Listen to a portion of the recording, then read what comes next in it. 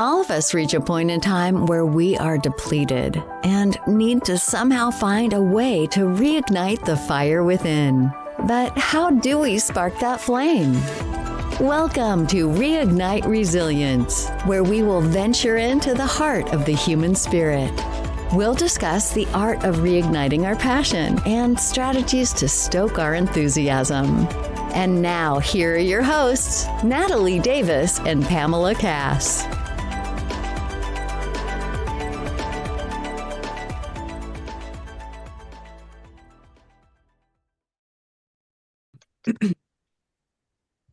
Welcome back to another episode of Reignite Resilience. I am your co-host, Natalie Davis, and I am so excited to be back with all of you. And joining us is the co-host, Pam Cass. How are you, Pam? I am fantastic today. It's gorgeous out, and the tree outside my window is filled with flowers. So, yeah, I'm ready for spring.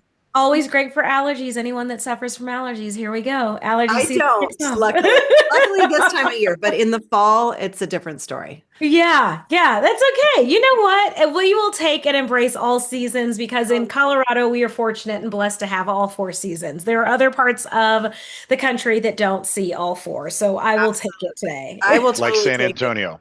Yes, That's exactly. exactly. And, it's funny because the last time we were together, we were doing this on a Friday. We were ending our week with a podcast, Yes. and now it's a Monday, and we're Kicking off starting the week. podcast, which I couldn't think of a better way to start the week off and finish a Monday. Exactly. A great way to end a Monday. Yeah. Absolutely. Finish a strong Monday with a strong podcast to kick off a strong week. Let's do it. Absolutely. That's right. I love it. Well, Pam, I would love for you to let our guests know who's the voice, who's the mystery. I know, who's this in the voice back? that we keep hearing? It is, yes, who is this? Well, today we have a former Marine and professional coach, Brandon. He has been dubbed a real-life Wolverine. Can't wait to hear that story. After defying the odds following a tragic 2017 accident, rising from a troubled childhood, he built a life of strength and resilience, now dedicated to helping men and women do the same. As a father, coach, and public speaker, he inspires others to forge legacies that change generations. Welcome, Brandon. We are so excited to have you here today. And I'm going to hand it off to you to share your story. Well, thank you for having me. Very happy to be here. Yep, I am. Elevator speech is, I'm a believer, man, husband, father, coach, looking to grow in each of those roles to the best of my abilities. Like I said, living in San Antonio now, I've been here since 2011. I've been working as a personal trainer since 2001, so damn near a quarter century at this point. A lot of stuff obviously went online about 5 years ago. For some reason, I can't remember exactly what happened. Oh, yeah, we all experience at the same time. It's fine. Yeah. Yeah. So a little blip. Yeah, little blip, Yes. a little blip. Well, it was, I'd been doing some versions of online coaching before that, but I was, really resistant to technology for a number of years because I was always, the guy who would say, I don't have to wait for a piece of paper to load, and a piece of paper never crashes. So when all that happened, it was a crash course in catching up and learning technology. But it really has allowed me to help more people understand like the truth about health and fitness. Because I would say that the fitness industry is a shell game, but the fitness itself is really rather simple. Mm-hmm. Not easy, mind you, but it's much more simpler than what the fitness industry makes it out to be. Mm-hmm. Beautiful. Yeah. Thank you. How did you get introduced to this space when we're talking about health and wellness and fitness? So, great question. When I got out of the Marine Corps, I went to boot camp 4 days after graduating high school. Mm-hmm. And it was that summer I was away. When you don't leave that much space, all the people in your life at that point tell you, enjoy your summer, just take that time. You don't need to rush into it. You got your whole life ahead of you. But I recognized I grew up in Pittsburgh, just outside of Pittsburgh. I needed to get out of my hometown. I recognized maybe there was some opportunity there, but I certainly wasn't hanging with the type of people who were going to connect me with that opportunity. So, like I said, went to boot camp 4 days after graduating high school. And that summer I was away, I had friends in one of two categories. They were dying or they were going to jail. And I undoubtedly would have been in one of those situations. So, Mm, the joke I always make is the Marine Corps is the best mistake I ever made, right? Yeah. Uh, Went into the infantry there, became a machine gunner, got to work in special operations. And so throughout the late 90s, I went in 96. I walked the earth with some of the baddest men on the planet, and it took everything I had to keep up with them. mhm. So I really learned at that point, like the difference that taking care of that working on growing, strengthening, and maintaining your body, the difference that makes in your ability to do everything. Because Yeah. if you're breathing heavier than you have to be, if you don't have the strength to do the work that needs to be done, you're not going to be able to think clearly. Mhm. So then when I got out of the Marines in June of 2000, you know, that that uh, era of my life beat up on my body pretty good, right? So not just the infantry, but again, working in anti-terrorism is it beats up on you. So at 24 years old, I wanted to stay in shape, but I had resigned to being the guy who would do upper body, and then for legs, I would just do the elliptical or the bike because I couldn't run more than 50 yards at that point with just my knees feeling like they were going to break. Now there was a trainer I was living in Norfolk at the time at the YMCA that I was working out at there who came. He was not in the Marines, but he came from a Marine Corps family. Mm, And just in talking to him, he would ask me questions about my workouts and why I wasn't doing legs. And I told him the story, and he just started asking these qualifying questions, and I didn't understand what he Mhm. was doing. But then at some point he said, "Do you want to be able to run again?" mm, I was like, "Yeah, man, of course." The doctors at the VA are telling me that I have to get I'm 5 to 10 years out from getting my knees replaced. So like I'd love to be able to run, but were you going to tell me you have a genie in a bottle or what? So he was like, "Look, I understand you can't afford to work with me, but let's just meet like once or twice a month and let me help you out." And so he taught me that he was the first person to introduce me to the idea that exercise and nutrition are regenerative therapies to mm. help increase your body's abilities, help the body repair, tell it what to repair, and not a Rocky montage of beating the shit out of your body for an hour. I didn't Mhm. ask you ladies if it was okay if I swear in your podcast. You're fine. Yes, Okay. absolutely. All Go right. ahead. You're All fine. right. You're fine. We're not Either offended. way, it's going to come And out it probably. and So, if our listeners are offended, we've already given you warning, so you're fine. all right. There we go. So, but that was like my first introduction to like, oh, like it's not like I need to really check my ego and learn about this. So I went and me and a couple other buddies I was in with we kind of landed in Norfolk because all of us realized we didn't want to go back to our hometowns. Uh, so me and another buddy went and got some certifications, started working on it, and I, you know, found my way through like different golds, valleys, YMCA for a bit, and then ended up working at Lifetime and moved up to Fairfax, Virginia, working with them. And I was very fortunate then to connect with just some incredible mentors so this was 2003 when I started there. And this was like when CrossFit was first becoming a thing. And everybody was standing on top of Bosu balls and stability balls and all that stuff. And these were guys who had been in strength conditioning for years, some of them decades at that point. One of them was an Olympic competitor in weightlifting.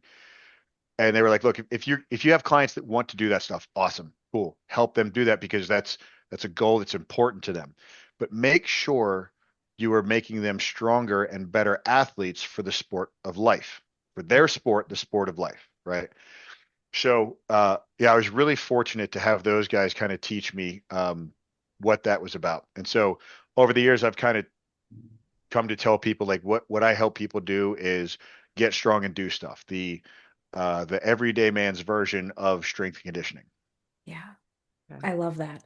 So what started Thank out you. as your own personal journey Yeah. turned Yes, into ma'am. your passion, your career, your purpose. I'm assuming this is where you are now. Yes, ma'am. Yeah.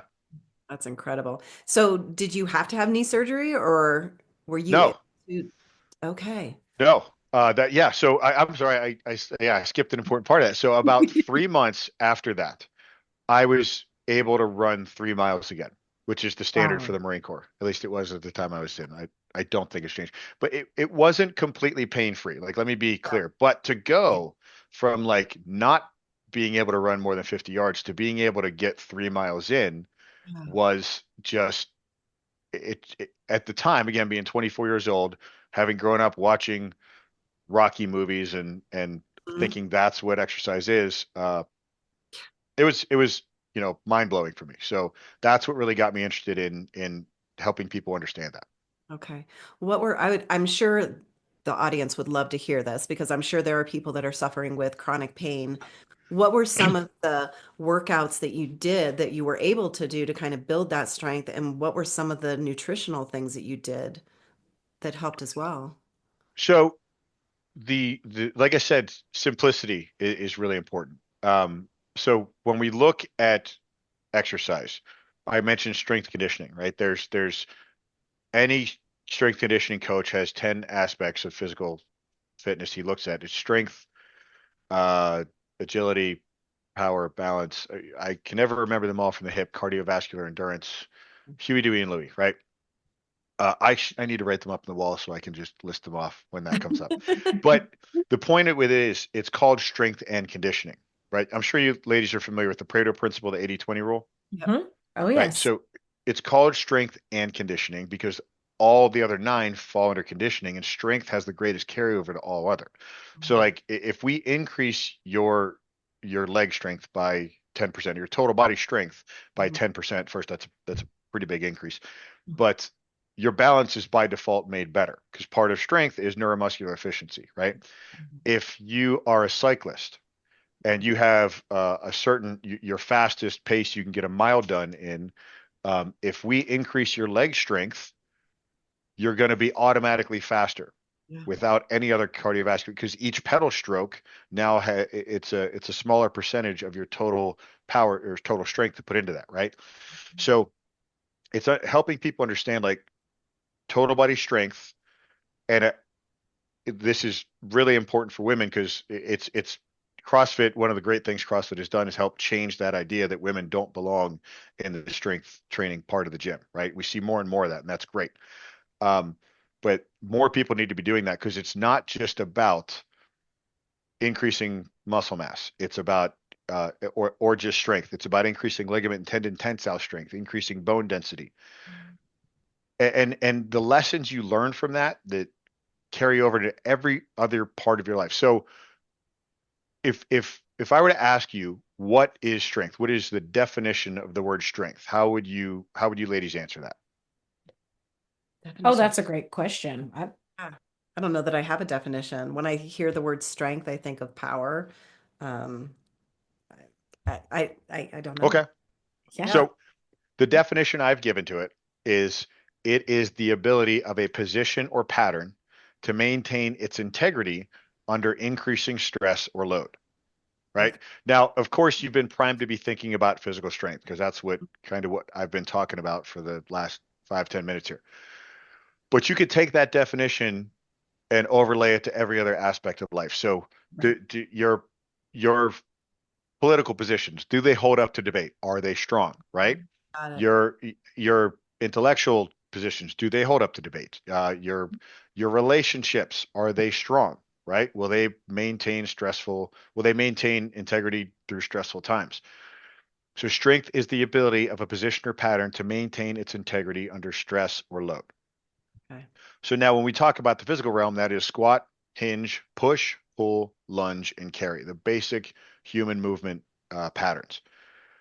So when we keep it simple like that, and we can work on increasing people's ability to do work in those basic patterns, and then they see it carry over into every other aspect of their life, Hmm. it helps them get the basic boring stuff done. It helps make it more important to them. And a great example of this, years ago, I had this client. She joined the gym. She was a widow, and her husband had passed away about 10 years prior. And their fun thing, the thing that like made was the core of their relationship, one of the ways they met was ballroom dancing competitions. And so when he passed, she quit doing that. And she came back in the gym and she was asking a couple of trainers like, I'm getting back into ballroom dancing and I want to be able to get better at it. Like, can you help me? And I don't know how many she talked to, but they were kind of like, I really don't know. Yeah. I knew if I take her, now she was close to 70 at this point. If I take her through a basic strength conditioning program Mhm. where a 70-year-old person looks, you know, on paper, what might look similar to what a professional athlete is doing, but it's obviously scaled back to the weights that are appropriate for her and the range of motions that are appropriate for her. That's what we did. And after the first week and a half, she came in and she was like, I can already feel myself better on that dance floor. That's awesome. Right. Wow. So when you ask like what was it that, back to your original question, I know this has been a really long way around to answer it. It is hammering the basics. Like Yeah. when I tell people about what their exercise program needs to look like, I tell them it needs to be as boring as you can stand. So we have to make sure that your goal is extremely exciting to you. Like your goal, you are passionate about it. And we can talk Mhm. about different types of goals and all that stuff. But does that make sense, Pamela? Absolutely. Totally makes sense. Um, yeah. And And I'd love to hear. I mean, that's a great segue. Like, tell us about these goals that you see, because it's, I think many of us think about strength and conditioning just from that, right? It's either I want to get Yeah. stronger or I want to be leaner or whatever it is, right? It's kind of like the surface. Here's what I'd like to achieve. It's Yep. yes. yeah. So talk to us a little bit about that. So a question I'm often asked is, what is the best pre-workout? And I always say, well, the best pre-workout is a worthy goal, right? Because, well, Mhm. why do you take a pre-workout? It's because you're tired. You don't have the energy. Why don't you have the energy? Well, you stayed up 3 hours later than you should have scrolling through your phone, and now you know, you you Mhm. you you you know, you've done a couple cups of coffee. So if the workout, if the goal is important enough to you, if the goal is worthy to you, you're going to get to bed early enough. You're going to make Right. sure you prioritize good food so that your energy systems are going to be feeling better, feeling ready for that workout. Now, Right.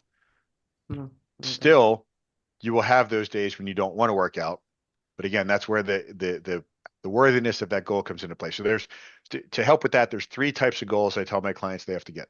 Number one, and by default, people usually have this one. It's the aesthetic goal. Mhm.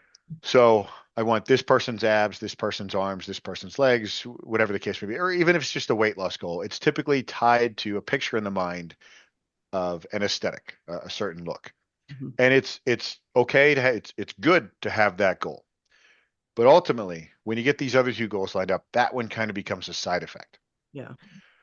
because it is a little bit intangible. You see your body all day, every day, so you're going to notice the changes last. Other people you see once or twice a week are going to notice first because they see you Monday and then maybe they see you again on Friday and there's been a change. And like, whoa. Right.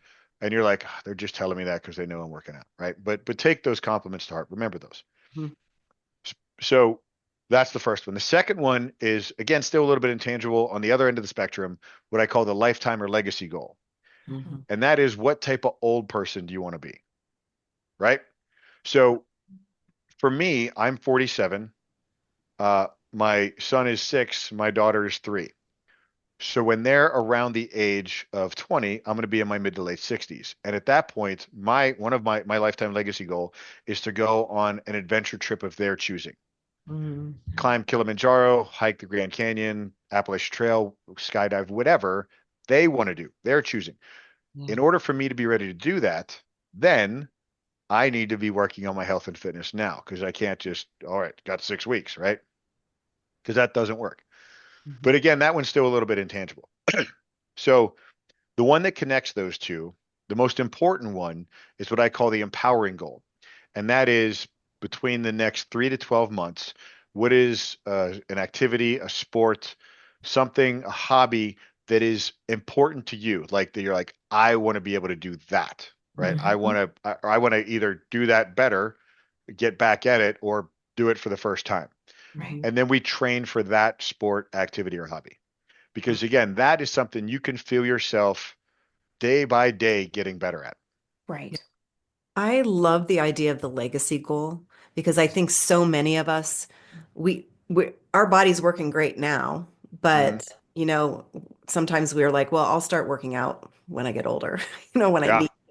But gosh, if you just make it's a lifetime thing where I want to be able to do X with my grandkids or great grandkids Yeah. when I'm And 80. in the fitness industry, they, over the past couple of years, uh, the analogy of calling a healthy amount of muscle mass your fitness 401k, right? Because Love it it. just, if you have that, again, you have proper bone density, you have good balance, so you're less likely to fall. And if you do fall, you're less likely to have a break or something that can be devastating to you long term.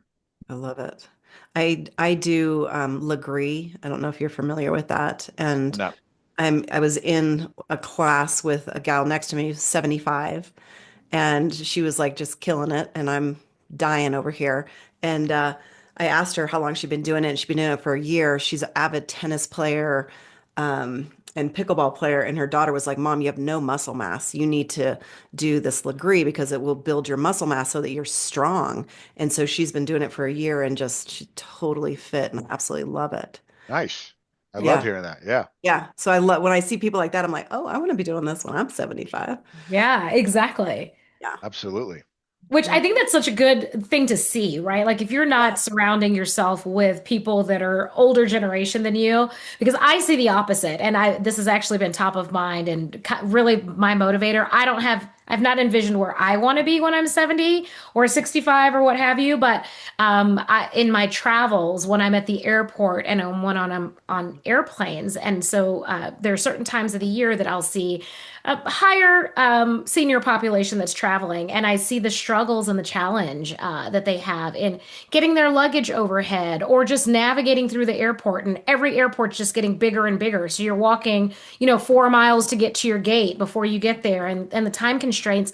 And oftentimes when I'm in the airport and I'm watching the struggle that these individuals have, and I think, oh my gosh, is that what it's like, right? Is that what's in store for my future? And it could be if It I don't could have be. it as You're a right. goal. Huge. Doesn't Yes. have to Yeah. be. Yeah. Yes. Yeah. Well, Yes. and I think so many people push off those goals of traveling until they're older because, well, we'll be retired, we'll have more time. But then they get there and they're like, well, gosh, I can't even lift my suitcase up into the overhead. Yes. And then they're like, Yes. oh, it's too hard to travel. So then they don't do it. Yeah. So I have a client who I've helped him lose about 100 pounds in the last year and a half, and Amazing. he travels for work. He travels 50% of the time, Oh, and he had this moment where he just he w went to visit his father lives in Central America. He went to visit his father, and his for his birthday, his father wanted to go hike this mountain. His father in his 70s was in great shape, and halfway up the mountain, he couldn't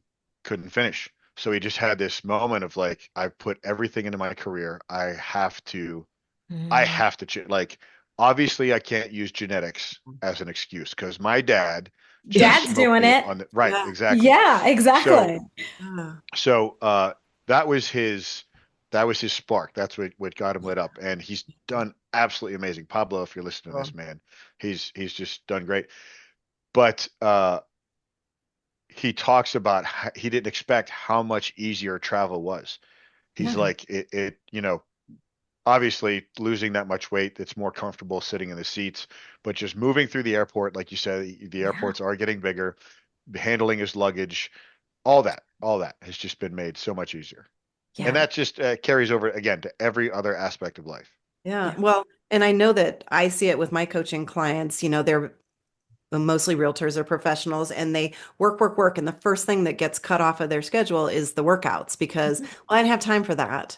Mhm. But it's going to add up. And then you're going to get to a place where, yeah, you can't go through the airport because you skipped all of those investments in yourself over Yeah, years. that's exactly what it is too. Investment in Yeah, yourself. Yeah. absolutely. I love it. Would you share with us the Wolverine story? What that Yes. I'd love. I'm sure everyone's like, Other than that, like just simply I, seeing I, it. well, So yeah.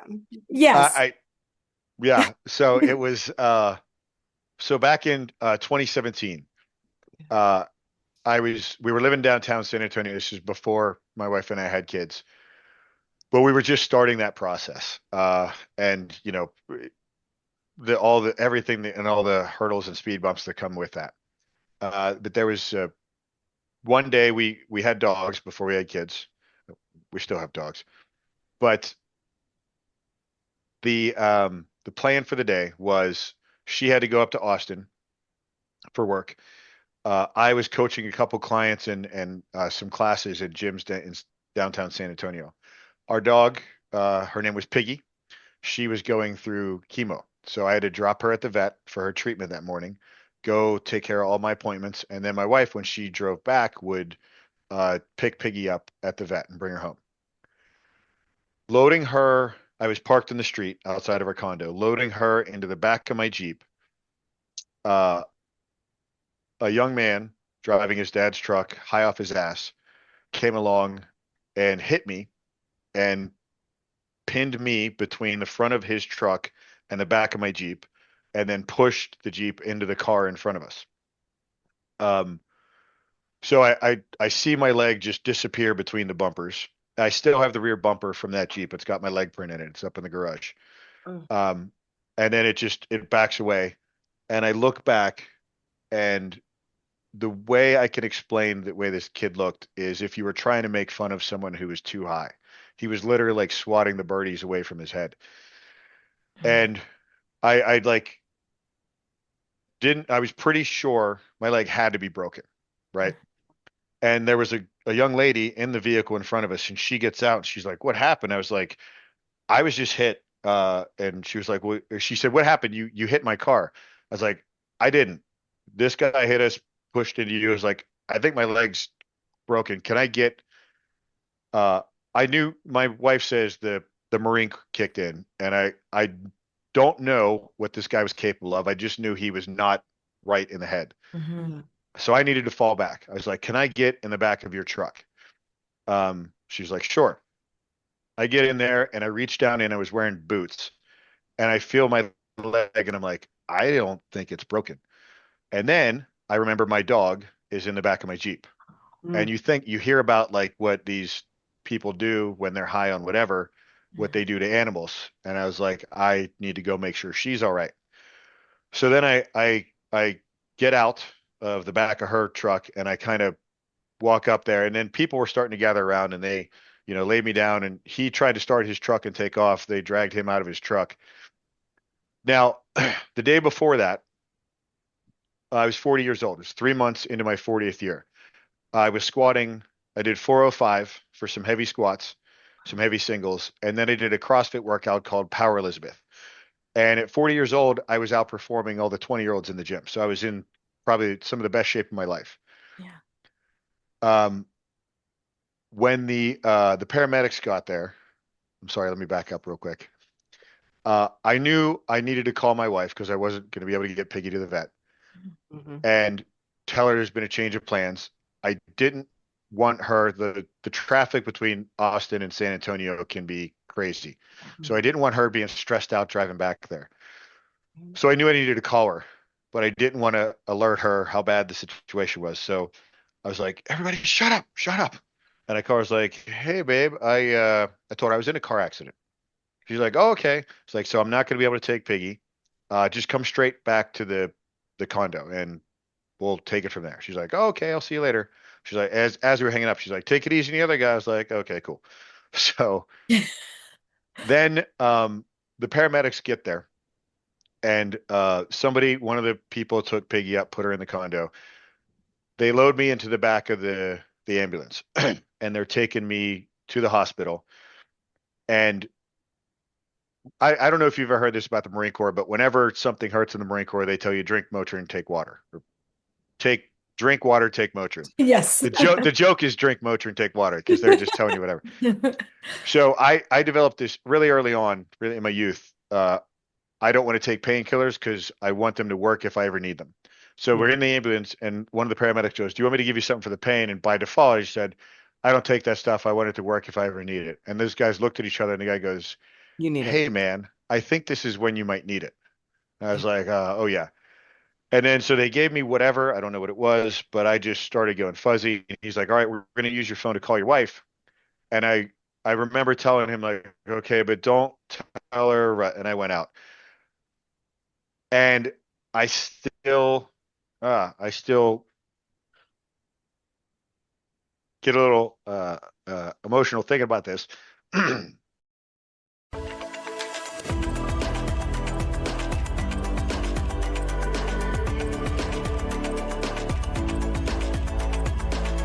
Thank you for joining us today on the Reignite Resilience podcast. We hope you had some aha moments and learned a few new real-life ideas to fuel the flames of passion. Please subscribe on your favorite streaming platform, like or download your favorite episodes, and of course, share with your friends and family. We look forward to seeing you again next time on Reignite Resilience.